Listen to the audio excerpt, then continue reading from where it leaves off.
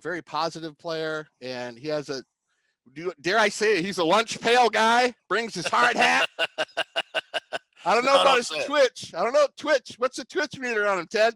Are his hips oily enough for the NFL?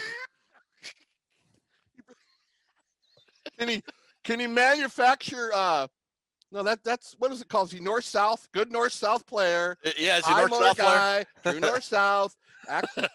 Can accelerate to the second level. South player. Real man child. Can play 5 technique, 3 plays faster than his tape shows. Blue collar guy. Real grinder, real thumper. See, you sound, when you do that, you sound like Kuiper.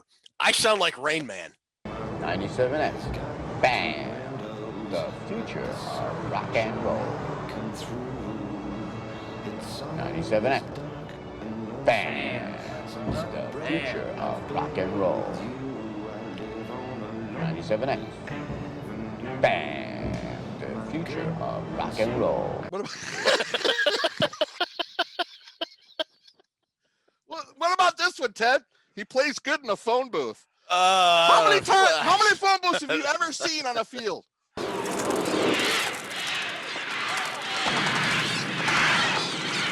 So those are my top 3. Let me get to a few other guys while I have time. My time's running. I know this. But I do want to mention some of these guys. Okay. Jalen Twyman from Pitt. This is pretty cool. His idol was Aaron Donald, who also went to Pitt. Oh, okay. Wanted to wear 99, wanted to follow in his hero's footsteps. He ended up wearing 97 there because he wanted to be his own player. But in 2019, get these stats for a defensive tackle. 41 solo tackles, 12 tackles for loss, and 10.5 sacks. Wow. And that's not NFL 16 games. That's 12 games in college. Wow. Matter of fact, he broke the Pittsburgh Panthers sack record from who? Oh, no, it would have been Chris Dolman. No, from defensive tackles. Oh, that would have been Aaron Donald then. Yeah, Aaron Donald. Dolman still has it for the defensive ends. Okay. He broke his hero's record. Wow. The guy is a really, really good player. Next, we have the big boy from USC, Tufailay. Now, this is your guy that can play anywhere on the D-line. You can set him off anywhere. 3 technique, 1 technique. He could be a straight-up nose tackle for you. The dude's pretty awesome. And he's a 3-down guy. You don't have to just spell him coming in on, simply his rundowns and then he leaves on passing downs. You can leave him in there on all 3. This guy, on a lot of his tape, he can't be blocked one-on-one. The only time anybody ever stopped him is when they double teamed him. And that's a good thing to see this early in somebody's career, that one-on-one blockers can't hang with him. 24 games, he had 10 tackles for loss. Like I said, really tough to block. Great chase speed. You want a guy that could run people down. It's another guy, 3 technique, flop him in at 1 technique. But I like the one-on-one blocking, that he can't be blocked with one guy. That's intriguing to me. Okay, so I want to wrap this up with the guy the Vikings are going to draft, defensive tackle Tommy Togiai of Ohio State. No, God! No, God, please, no! No! No! No, we're not going to wrap it up with him. I got your Viking guy. Who is it? Who we got? Alim McNeil from North Carolina State? McNeil from North Carolina State. Alrighty. Really cool, dude. This guy in high school was a linebacker and a running back. Those are the 2 positions he played in high school. And he was converted to a defensive tackle. Now, how often do you see that? Now, that very is often. Very, very, very. That's like taking a harmonica player and a harp player and making them your drummer. It's Matt Asiata was converted from a defensive tackle to a running back. At least the way he ran. I can see how the transition rolled over. But this guy, if you want a guy you can bring in right away, week 1 on short yardage or really run stuffing down, 4th down and shorts. Yeah. McNeil this guy powers over people, dude. He can't be moved. He's really, really good. He's really raw, but this guy has so much upside. I think Andre Patterson would love to work with him. This might be the guy that could sit behind Pierce and learn from those guys. He's a really great player. So he's a real good prime candidate, mid-round guy for you. Yes, he's a good player. All right. Once again, Drewster hit it out of the park with our defensive tackle review. Next week, we are doing defensive ends, the edge guys, right? Or are we? Yes. Yes. Okay. So we'll take a quick break, and we'll be right back with trivia and wrap up the show. Oh, commercial. I'm Alan Page of the Minnesota Vikings. I'm strong enough to lift my weight. That's 250 pounds, and that's good. But these Cornet paper towels are so strong, they can lift 4 times my weight in water. That's 1,000 pounds. That's terrific. Look, just one roll of Cornet weighing 1 pound soaked in water will lift over 4 times its weight. Cornet heavy-duty paper towels from Georgia Pacific. Cornet, big on performance, big on value. You know what's poppin'?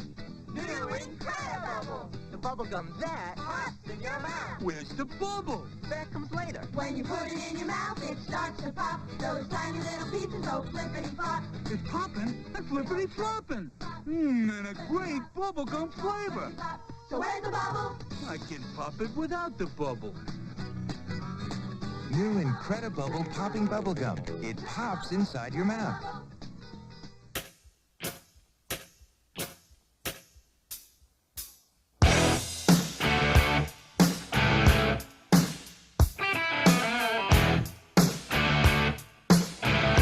All right, welcome to Toons' Trivia. We are back.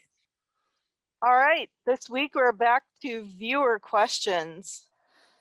Viewers versus Ted and Drew. This week we have questions from Tony Bell, Mary Fisk, Ryan Johnson, D. Gatz, and Ed Zeidler. Eddie. All right.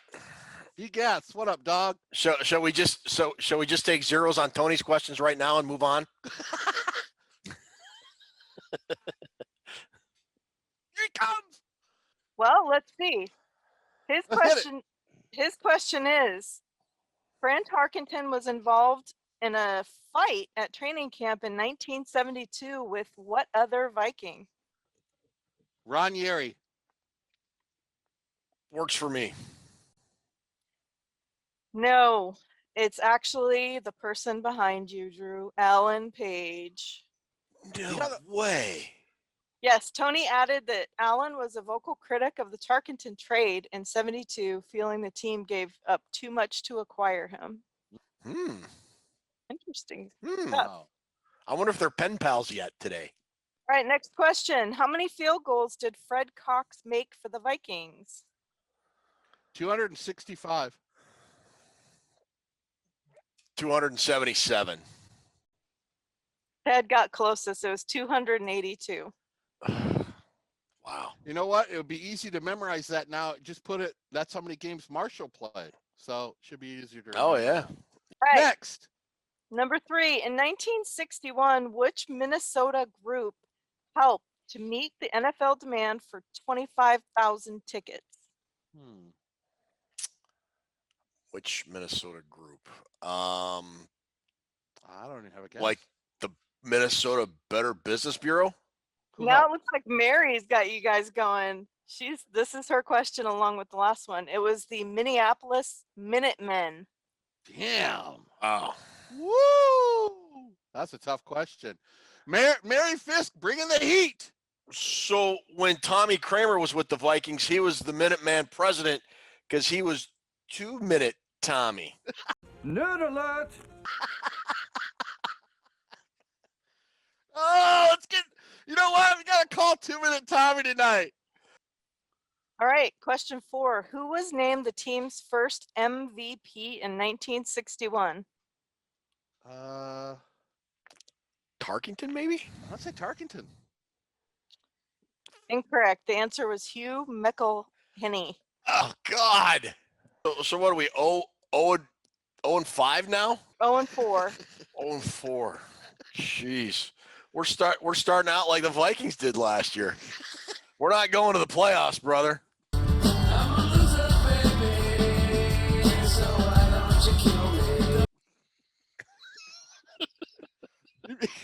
If you're 0-8, get out of my state.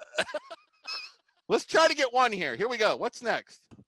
Coming up a little bit more into modern times. Question 5 is, what movie did Jared Allen appear in? Oh, I know this. Behind the Purple Door. He was one of those smoke jumper firemen, right? What? And I think Howie Long was in the movie. What the hell is a I smoke don't. jumper fire? Never mind. I don't know. No, I don't know. Blue, win 4. Blue, win 1. Hut.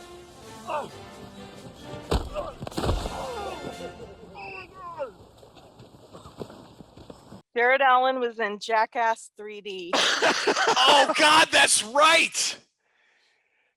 I remember I posted that on our fan page on the Gallahorn on Facebook when he crushed Johnny Knoxville. Wasn't it Gone with the Wind, Star Wars, Titanic, and then Jackass 3? I think so. Yeah. I'm Johnny Knoxville, and welcome to Jackass. And then he got absolutely killed by Jared Allen, who sacked him and then hit him on a crossing route. I just thought he killed him. It was terrible. I can't stop laughing. I've watched that clip. Oh, God. We're 0-5. 0-5. I think you guys will get this one. This is Mary's last question for you. Don't count on it. What was Ahmad Rashad's given name? It was Bobby Moore. Bobby Moore. Yeah, Bobby Moore. That is correct. Brian Johnson wants to know, back in black. Spurgeon Wynn threw 1 TD in his Vikings and NFL career. Oh my God. Who caught it and what team was it against? Caught it. I think. Was it against the Packers? Yes, it was against the Packers. That's correct. Okay, then I wasn't wrong on that. Okay, so it's against the Packers. You need to get the player now. Andrew Wiggins. Jermaine, you mean Jermaine Wiggins? Jermaine Wiggins. That's what I meant. No, it was Byron Chamberlain. Oh. Damn it.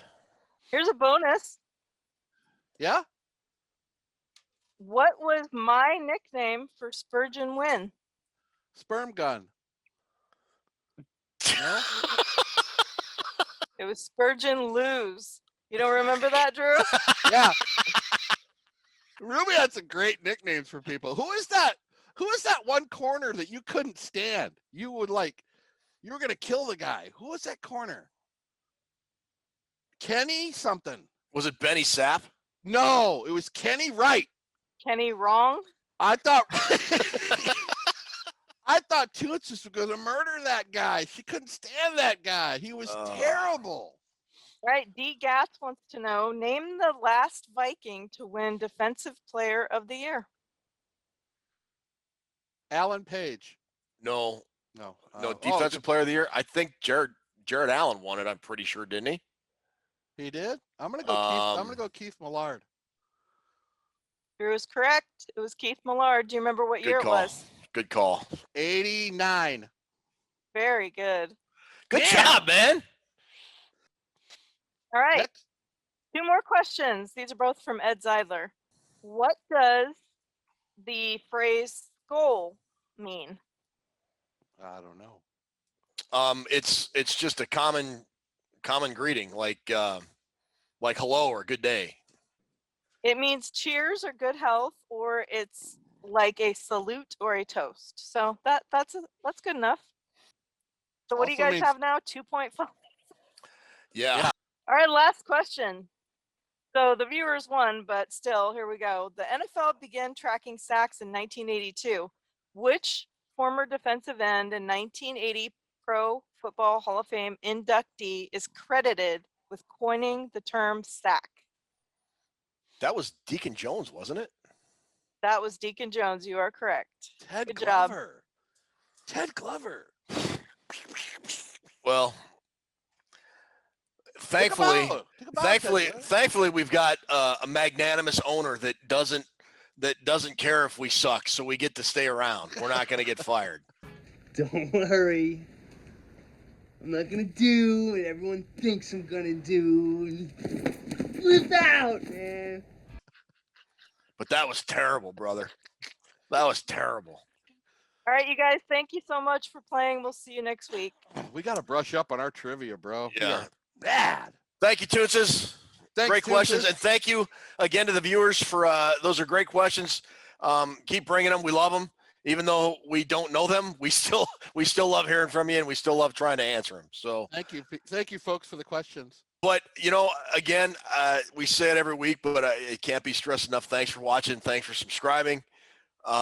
Thanks for all the feedback and the comments and the questions, whether they're trivia questions or just regular viewer questions. I mean, it's just beyond my comprehension how successful this show has become in a short period of time. Thanks to Ruby and to Liz and to you, Drew. I'm having a blast, and we'll try to do better the next time. Take us home, brother. Thank you for all the people who are subscribing and liking, and especially commenting. Our commenting section's been blowing up. I've been meeting a lot of new people, talking football, talking music, talking becoming Viking fans. It's just good to get to know all of you, and thank you for supporting our show. We're not professional, we're not prepared, we're not scripted, but we like to have a good time, and we like to try to keep this on your level. The show was thought up to be your show. So we're going to keep it going. We got 13 in the books. Thank you to Alan Page.